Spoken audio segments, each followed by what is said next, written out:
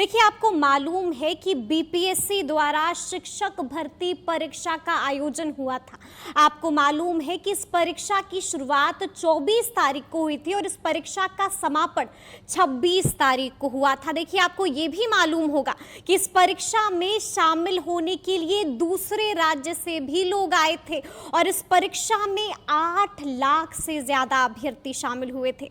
देखिए, अब 8 लाख से ज्यादा दिल की धड़कनें जो हैं वो बढ़ चुकी हैं। अब उन्हें बेसब्री से अपने रिजल्ट का इंतजार है। तो नतीजे कब आएंगे, क्या कुछ और होगा, देखिए इन तमाम मौजुओं पर आज हम चर्चा करेंगे बीपीएससी चेयरमैन अतुल प्रसाद जी से। सबसे पहले तो बहुत बहुत शुक्रिया सर। धन्यवाद आपका भी। जी सर, सबसे पहले तो लगातार हम स्टोरीज कर रहे हैं, लोग आपको सल्यूट कर रहे हैं, मतलब लगातार कह रहे हैं कि जिस तरह से 8 लाख अभ्यर्थी आए हुए थे, दूसरे राज्य से लोग आए हुए थे और लगातार ये कहा जा रहा था, क्योंकि अमूमन हम देख रहे थे कि कभी हंगामा हो जाता है एग्जाम सेंटर पर, कभी पेपर लीक की घटना हो जाती है, लेकिन इस बार ऐसा कुछ नहीं हुआ और सब कुछ बड़ी ही आराम से, बड़ी ही स्मूथली हो गया। तो सबसे पहले तो हम आपसे ये जानना चाहेंगे, क्या कुछ नया प्रयोग किया था बीपीएससी ने? कई नए प्रयोग किए गए थे और आप लोगों ने देखा भी होगा कि इसमें सबसे बड़ा हम लोगों ने किया था कि बायोमेट्रिक्स पर हम लोगों ने काफ़ी तरजीह दिया था उसको, और उसके कई सार्थक परिणाम भी हम लोगों के आए हैं। कई मुन्ना भाई जैसे लोग कह रहे हैं कि कई मुन्ना भाई पकड़े गए हैं, और मैंने पहले भी कई अवसरों पर यह बात कहा है कि हमें अगर सिस्टम में सुधार रखना है, कदाचार मुक्त रखना है इसको, तो जो कदाचारी जो क्या सोचते हैं और कैसे करते हैं उनसे हमको 2 कदम आगे रहना है जी। तो आज जो हम लोगों ने जो किया यह परफेक्शन नहीं है, मतलब इसको कभी नहीं कहा जा सकता है कि यह परफेक्ट है जी। क्योंकि आज जो चीज़ हम लोगों ने किया, अगर हम उसमें अगर परिवर्तन या सुधार नहीं करेंगे या नहीं सोचेंगे उस दिशा में, तो आने वाले समय में इस पर भी लोग सेंधमारी करने का प्रयास जरूर करेंगे, हो सकता है कि सेंध भी मार लें जी जी जी। तो इसलिए हम लोग व्यवस्था में हमेशा से सुधार करते रहेंगे और आने वाले समय में आप देखेंगे कि कुछ और भी सुधार होंगे। अच्छा, हमने देखा कि कंट्रोल रूम भी बनाया गया था, लगातार सर्विलेंस किया जा रहा था, फायदा हुआ उससे? बिल्कुल, कई फायदे हुए उसमें। आपने देखा होगा कि इसमें यहाँ से ही हम लोगों ने कई सेंटर्स पर जो भी थोड़ी बहुत कोई बातचीत कर रहा है एक दूसरे से या कहीं पर कोई खड़ा को इधर उधर करने की कोशिश कर रहा है, तो यहीं से हम लोग इसको चिन्हित करके बता रहे थे और सेंटर्स के लोग एक्शन ले रहे थे। उसके साथ साथ हम लोगों ने ये भी था, सभी लोग कैमरे की नज़र में है, ये अपने आप में बहुत बड़ी बात थी और सब लोग अपने सही तरीके से सब लोगों ने काम किया। और मैं इसमें एक मीडिया को भी और इसमें अभ्यर्थियों को भी, क्योंकि सबको जब ये पता चल गया कि इतनी मतलब कैमरा के दायरे में सब कोई सब हैं, तो किसी ने भी ज़्यादा प्रयास नहीं किया। कुछ ऐसे लोग थे जो इसके बावजूद दुस्साहस किए तो पकड़े भी गए जी, हमने देखा। मतलब अब आप लोग मुन्ना भाई जो लोग हैं, जो वो सोचते हैं, उनसे एक कदम आगे ही सोच रहे हैं।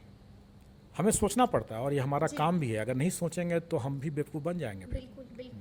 बिल्कुल। अच्छा सर, अब सवाल उठ रहा है, क्योंकि लगातार 8 लाख अभ्यर्थियों ने एग्ज़ाम दिया है, तो सबकी जो दिल की धड़कनें हैं वो बढ़ गई हैं और उनके बीच अब घमासान भी चल रहा है रिजल्ट को लेकर। तो हम ये आपसे जानना चाहेंगे कि नतीजे कब तक आ सकते हैं? देखिए, मैंने पहले भी बताया है कि मैं नतीजों को एक फेज़ वाइज दूंगा जी। और सबसे पहले मैं 11th-12th के अभ्यर्थियों को दूंगा, उसके बाद 9th-10th और उसके बाद प्राथमिक के जी। और इसका कारण है, इस सीक्वेंसिंग का कारण ये है कि आपने देखा होगा कि हम लोगों ने जो आवेदन आमंत्रित किया था उसमें हम लोगों ने स्पष्ट किया हुआ था कि जिसको भी एक नौकरी मिल जाएगी उसका वही नौकरी हम उसको देंगे, दूसरी नौकरी नहीं देंगे। ठीक है। क्योंकि हो सकता है कि किसी ने तीनों के लिए अप्लाई किया हो, तीनों के लिए योग्य हो और तीनों उसमें उसके मेरिट लिस्ट में आ रहा हो, तो स्वाभाविक है कि वो एक ही नौकरी कर पाएगा। और ये आवेदन में हम लोगों ने स्पष्ट कर दिया था कि हम एक ही नौकरी देंगे और जो मिल जाएगा उसी को देंगे। और इसका क्रम जो हमारा है वो सबसे पहले हम उसको 11th-12th के लिए देखेंगे और इसीलिए सबसे पहले हम उसी का रिजल्ट निकालेंगे। तो जो इसमें जिसका चयन हो जाएगा उनको फिर हम 9th-10th में कंसिडर नहीं करेंगे। अच्छा। और इसी कारण से हम इस तरह से फेजिंग कर रहे हैं कि पहले हम 11th-12th का निकालेंगे। 11th-12th के नतीजे कब तक, एक टेंटेटिव अगर तारीख आप बता सकें? देखिए, मुझे जहाँ तक लगता है कि 11th 12th and 9th 10th दोनों ही लगभग आगे पीछे 15 के आसपास 15 के आसपास सितंबर के आसपास पूरी हम लोग- उम्मीद है कि हाँ, उम्मीद है। जी आ सकते हैं। अच्छा सर, लगातार जैसा कि मैंने शुरू में ही कहा कि हम लगातार एग्ज़ाम सेंटर्स पर थे। देखिए, बहुत सारे अभ्यर्थियों से हमने बात की, काफ़ी अभ्यर्थी थे जो बड़े गुस्से से एग्ज़ाम सेंटर के बाहर निकल रहे थे। मतलब इतना भड़के हुए थे और साफ साफ कह रहे थे कि सवाल तो इतना टफ था कि क्या बोले। मतलब ऐसा लग रहा था कि आउट ऑफ सिलेबस, और बहुतों ने ऐसा बोला कि आउट ऑफ सिलेबस सवाल पूछे गए थे। तो क्या बीपीएससी ने ऐसा किया है? देखिए, बीपीएससी ने ऐसा कुछ नहीं किया है। सभी प्रश्न जो हैं वो विद इन सिलेबस हैं। मुझे स्मरण है कि जैसे प्राथमिक में शायद एक प्रश्न था, अगर सर्किल का एरिया अगर 40 पाई स्क्वायर है तो सर्किल के रेडियस के बराबर का स्क्वायर का एरिया क्या होगा। जब मैंने ये प्रश्न देखा तो मैं भी उछल पड़ा, इसलिए कि मैं समझ गया कि ये प्रश्न तो बिल्कुल ही बच्चों वाला है ज़रूर, लेकिन ये प्रश्न ऐसा है कि एक बारगी में किसी से पूछा जाए तो उसको बहुत दिक्कत होगी, कंफ्यूज कर जाएगा। क्योंकि मैं अच्छी तरह से जानता हूँ कि आप भी इसका आंसर जानते हैं या जान सकते हैं, क्योंकि आपने भी वो पढ़ाई किया। ये बेसिक प्राइमरी स्कूल का ही लेवल का मामला है ये। लेकिन एक बारगी में मैंने कई अच्छे लोगों से भी पूछा, ये सवाल का जवाब नहीं दे पाए। कई तरह तरह के लोग भटकते रहे।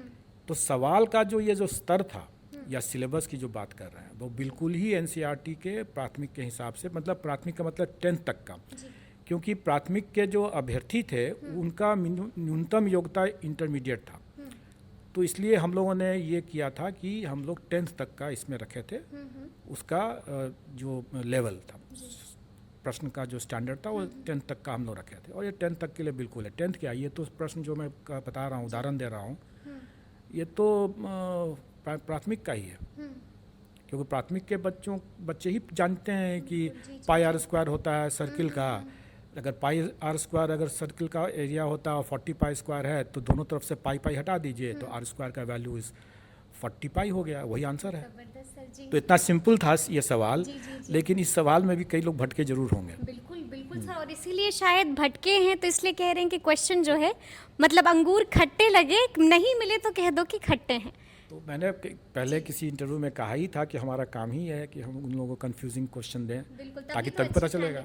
जैसे ये क्वेश्चन देख के मैं बहुत खुश हुआ कि ऐसा क्वेश्चन पूछा है जिस सेटर ने, तो बड़ा अच्छे तरीके से उन्होंने ये क्वेश्चन पूछा है। काफी अच्छे तरीके से, बिल्कुल। अच्छा सर, एक और सवाल है मेरा कि कट ऑफ क्या, आपने कहा है कि अब जिनके जो अंक हैं अगर कम भी अंक आते हैं तो कट ऑफ में भी थोड़ा सा फेर बदल किया जाएगा।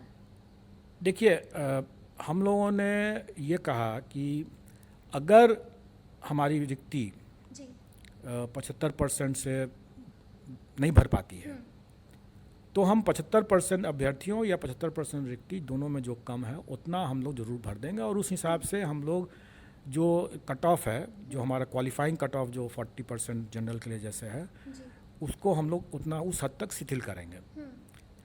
लेकिन ये सुविधा जो हम लोगों ने दिया है, ये हम लोगों ने, चूँकि हमें मालूम नहीं था कि प्रश्न का स्टैंडर्ड क्या है, अभ्यर्थियों के लिए का क्या स्टैंडर्ड है, ये मुझे भी पता नहीं था। और जैसा मैंने पिछले प्रेस कॉन्फ्रेंस में बताया भी था कि इन्हीं सब कारणों से हम लोगों को इसको सुधार करने की ज़रूरत है, क्योंकि हम लोग जानते नहीं हैं और सरकार की मंशा है।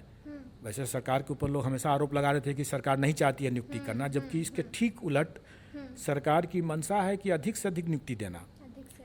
और आप इसी कारण से हम लोगों ने कहा कि भाई अगर गलत लोग बयानबाजी कर रहे हैं, गलत बयानबाजी कर रहे हैं कि भाई सरकार की मंशा ही नहीं है, तो सरकार अपनी मंशा दर्शा रही है कि भाई हम 75% तक का हम भर देंगे। तो मुझे नहीं लगता है कि उसके कारण से मुझे जो वर्तमान में कोई शिथिल करने की ज़रूरत है क्वालिफाइंग को। लेकिन ये एक प्रोविज़न किया गया इसलिए कि लोगों को लगे कि हाँ, सरकार की मंशा भी है नियुक्ति करने की, हमारी मंशा है नियुक्ति करने की, और अगर बाई चांस कोई ऐसे मामले में अगर नहीं भर पाते हैं तो हम रिलैक्स करने के लिए तैयार हैं।